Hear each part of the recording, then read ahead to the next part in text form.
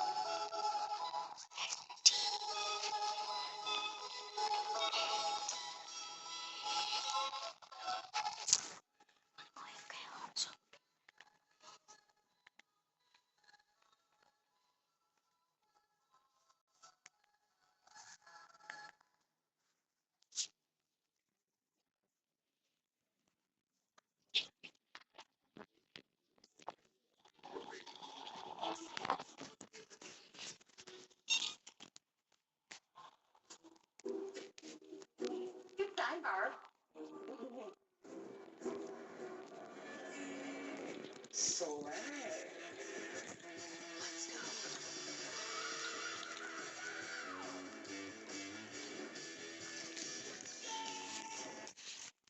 Breakthroughs in science happen every single year, but some things scientists still can't explain. Let's check out one of them.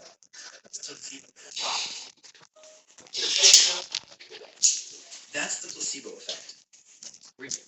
People with migraines, depression, even chronic pain have shown legit improvement from sugar pills. The brain just goes, oh, we're doing medicine now, and kicks into healing mode. The crazy part is, it doesn't just feel better. Physical symptoms sometimes improve, brain scans light up, and stress hormones drop. Some patients are even told they're taking a placebo and still feel better. That's like watching a magic trick while being told it's fake, and still being amazed. Science calls it the mind-body connection. I call it your brain hustling your body like a con artist.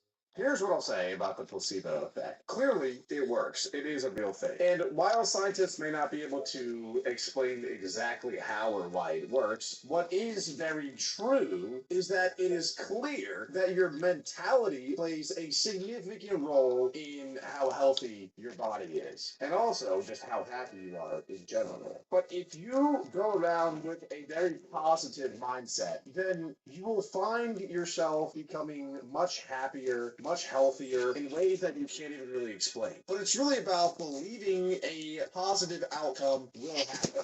And that will change the chemical balances in your head and help a lot of mental problems you may be having. If you're a person who only focuses on negative thoughts, that's all that you're going to see and that's all you're going to feel. But if you're a person who only sees positive thoughts and is always looking forward to progress and the next thing and aspires to be better every single day, then that is more than likely what's going to happen. And like this guy said, there's been many studies done that show that just by changing your mindset has a huge significant impact on your own body's health and also your life outcomes too.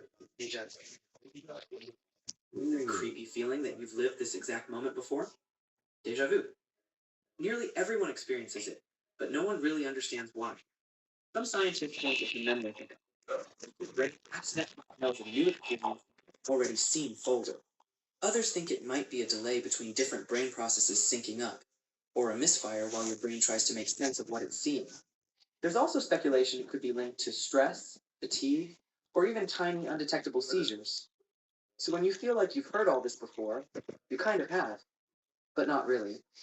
Thanks, brain. Deja vu does really freak me out. It's French for already saw or already seen. And it's happened to me many times where essentially like whatever I'll be doing, I'll be sitting and I'll see what's happening in front of me and I'll be like, oh my god, I've seen this before, 100%. I have a lot of opinions on a lot of things. Deja vu though is one thing where I have no idea what it could be. You know, some people have said it could be a multiverse thing where like you and another multiverse are like intertwined and so you're seeing what someone else in another multiverse has already seen. I mean, I don't know if I believe all that hoopla, but it is strange why that happens in our brain. The next one is yawning. Apparently, scientists don't know why we yawn. I thought that was because we have like a lack of oxygen in our system.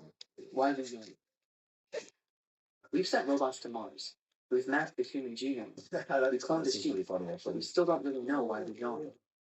We yawn when we're tired, bored, stressed, or even when we see someone else yawn. It might be our body trying to cool down the brain, or some weird leftover instinct from caveman days. But scientists still can't agree. They've done experiments, brain scans, and even tried to make rats yawn on command. Nothing. Zero answers. It's one of those things that seems simple, until you try to explain it. Some studies suggest it's social, that yawning might help group alertness, like saying, hey, we're all tired, let's take a break. But even that's just a theory. It doesn't explain why we yawn or while watching videos about yawning. You've probably yawned at least once, Gotcha. No, I've stayed true. I've not yawned. But yeah, that last theory doesn't make sense because people yawn when they're alone all the time, so it shouldn't be any sort of like communication thing. What I will say is, I feel like a lot of animals yawn, specifically mammals. Is what I'm thinking. Like I don't think birds yawn, but like dogs yawn, cats yawn, do cows yawn? See, I don't know. Well, now I would like a list of animals that do yawn versus don't yawn, and then maybe then we can figure out a similarity between all of them. Hang on, I should be a scientist. Do they do that? Let me see. Late hell. All right, I asked ChatGPT. Dogs, cats, lions, monkeys, and apes. Why birds do yawn? Parrots, owls, and penguins yawn. Snakes yawn. Lizards yawn. Fish yawn. They have gills. Bro, stop. They don't yawn. But what? That's crazy that we still don't know like why that happens. Animal migration GPS. Birds, turtles, whales, they measure thousands of animals with mind-blowing precision. But how? Scientists have uncovered some clues. Magnetic fields, the sun, stars, scent trails, even low-frequency sound waves. But no single system fully explains the law. Those systems are often I don't glitch the game. There's growing evidence they can see Earth's Okay. but we don't know how that works, or how they combine it with other cues. So next time we Let's actually do the chase this time. the brain the size of a peanut. Do Could have done it better. I love scientists. chase. I have so much respect for them. What I will say though is that I don't believe half the things I broke it. if they don't know how birds migrate, if they don't understand the placebo effect, it's crossing them with so many other things. I don't know, just kind of. Very cool, very cool. Very interesting. 100 years from now, or 200 years from now, maybe even not even that long because of the whole AI and tech boom going on. I wouldn't be surprised if like the entire medical field and everything that we know about dietary, nutrition, and all this other stuff in only like 50 years or 100 years, it's going to be completely different than what it is today. But what's weird is that today, everybody thinks like that we know what we're doing because, you know, that's what we're told, so we just believe it. But, and again, not to like knock on the scientists. Again, I have a lot of respect for those people that are smarter than I'll ever be. I'm just saying, I don't think we have the answers to a lot of things that we think that we have the answers to. Next up, we have what's called the hum. I don't know what that is. The hum. In some towns around the world, people report hearing a constant low hum, like a truck engine idling in the distance. But there is no truck, or engine, or engine. Oof. It's called the hum. It's been reported in the UK and Mexico, 1970s. It's usually around 30 to 40 hertz. Just low enough to be creepy and loud enough to keep you up at night. Okay, well, it's definitely real then. At first, I thought it was like something in our brain that whatever, but if they're able to record it and say that it's 30 to 40 hertz, then it must be real. No signal, no consistent source. Not everyone hears it. Some people are fine, others report headaches, insomnia, or just this constant low-grade irritation. The most unsettling part? Sometimes stop hearing it, like the hum knew it was being watched. I've never heard that page. What to say? That's strange. What I do know though is a bunch of different animals have different hearing ability and can hear a lot of things that humans can't hear. So I do wonder, like, what does that hum sound like to a dog? Are they all hearing things and seeing things that we can't hear or see? Probably.